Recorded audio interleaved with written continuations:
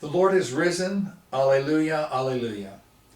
On this Wednesday of the third week of Easter, we're invited to consider the way in which God's creation has come to life even as we've been overcome by this pandemic. A headline recently read, "With humans in hiding, animals take back the world." Maybe you've seen that the waters of Venice now have fish in them and the water is clear. Maybe you've seen the gaggle of geese that are overrunning parking lots, or the monkeys and horses that are flooding neighborhoods in India. Maybe you saw the video of the mountain lion in Boulder, Colorado, just walking through the downtown. Animals seem to have taken over the streets that we've abandoned because we are locked away. I hear that in South Africa, lions lounge on roads normally frequented by safari goers. And bears and coyotes wander around empty accommodations at Yosemite's National Park. Cutest of all, I think, is the image of the kangaroos that are roaming around the streets of the cities of Australia.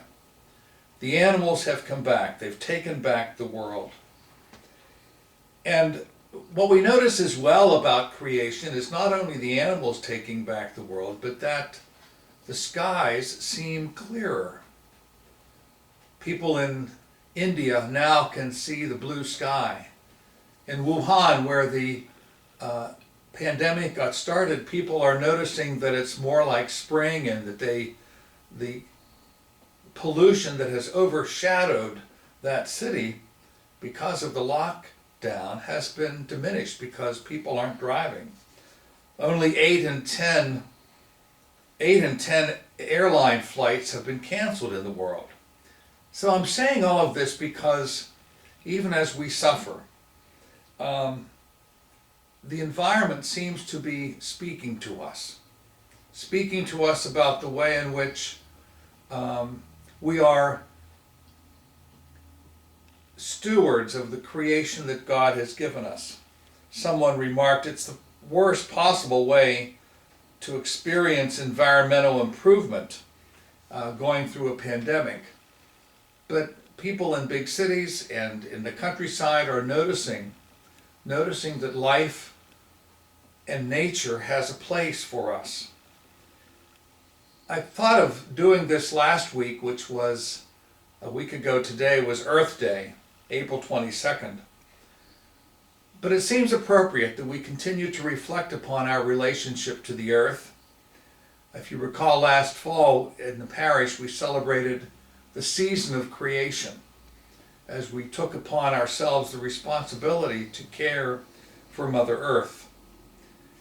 The beautiful canticle of creation that Pope Francis promoted as his theme, if you will, for his document on the environment, the Canticle of Creation by St. Francis, looks at all of creation.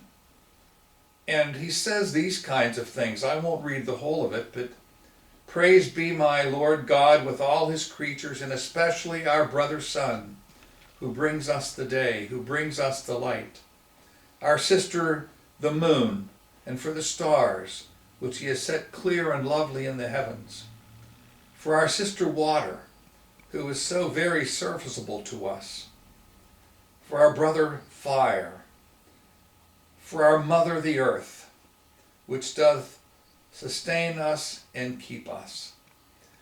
During this time of the pandemic, while we as a human family are experiencing some suffering, we can perhaps look out at our world and recognize that we are part of a larger creation, that the earth that we have is not just here for us, but it's here for those animals that are wandering our streets. It's here for the blue sky.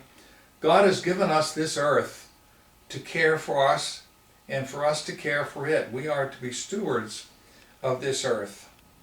And so we thank God this day.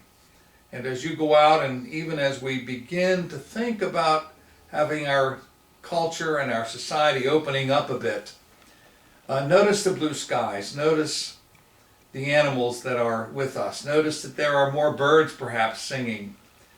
And we thank God for the gift of creation, that He has made us stewards of creation, and that we are to be caretakers and stewards of all that God has given us. May God bless you and your family.